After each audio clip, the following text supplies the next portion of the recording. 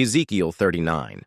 Ezekiel 39 is a chapter in the Old Testament book of Ezekiel that continues the prophecy against Gog, a figure introduced in Ezekiel 38. It describes God's judgment on Gog's forces, the aftermath of their defeat, and the restoration of Israel. Below is a summary and explanation of the chapter based on its content and themes, grounded in the text and informed by common interpretations. Summary of Ezekiel 39. Ezekiel 39 builds on the prophecy of Ezekiel 38, focusing on the defeat of Gog, identified as the chief prince of Meshech and Tubal, ver 1, and his armies. The chapter can be divided into three main sections. God's judgment on Gog, verses 1 to 8.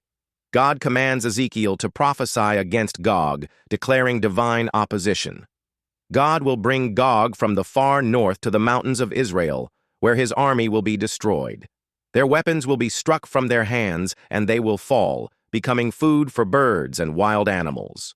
God will also send fire on Magog and those dwelling securely in the coastlands, ensuring all nations know that he is the Lord.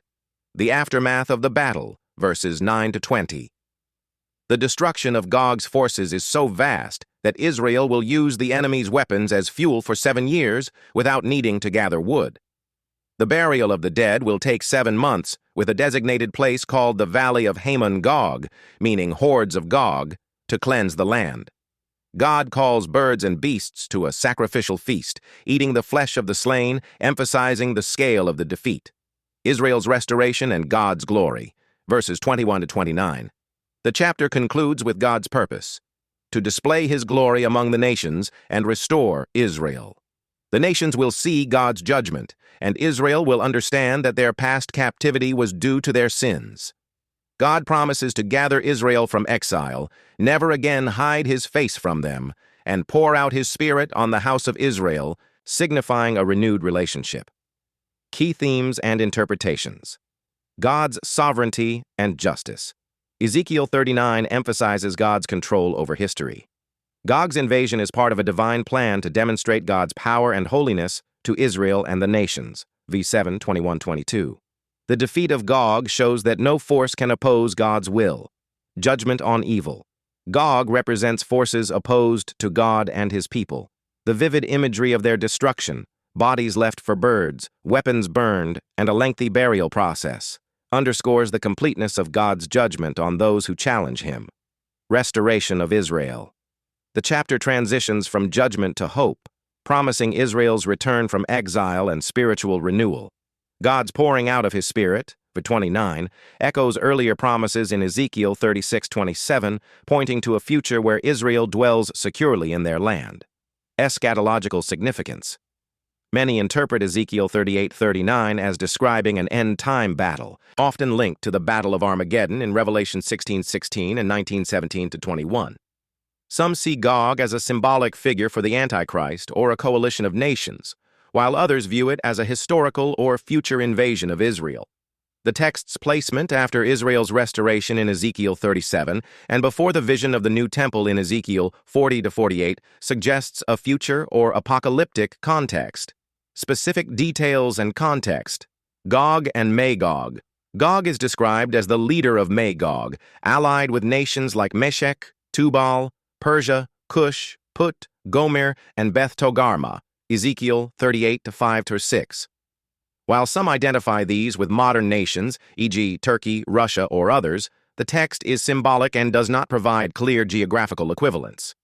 Gog likely represents a powerful enemy from the far north, a direction often associated with threats to Israel in biblical prophecy. The battle's scale. The 7 years of burning weapons and 7 months of burial highlight the magnitude of the victory.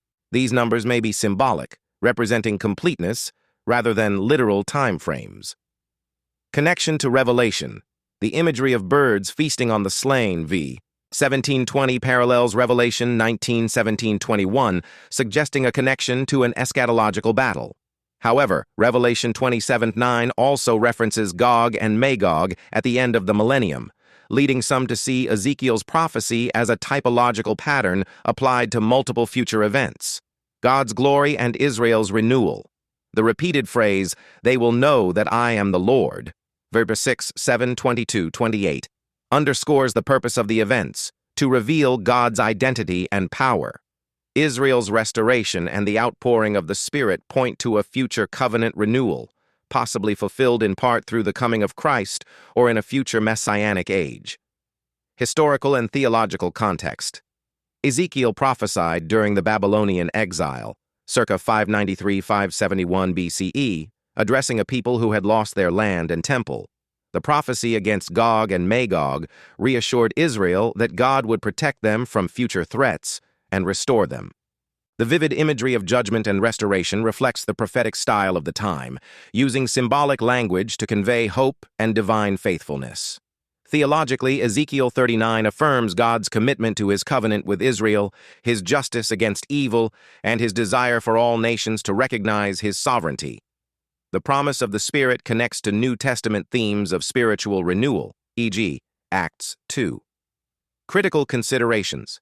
Interpretations of Ezekiel 39 vary widely. Literal view. Some see it as a future invasion of Israel by a northern coalition, possibly involving modern nations like Russia or Turkey, based on historical names like Meshech and Tubal. Symbolic view. Others view Gog as a symbol of evil or anti-God forces, with the battle representing God's ultimate victory over opposition. Historical view. Some argue the prophecy was fulfilled in ancient events, though no historical battle matches the description precisely. Eschatological view. Many Christians link it to end-time events, either before or after the millennium, based on connections to Revelation. The text's symbolic nature and lack of specific historical markers make definitive identification challenging.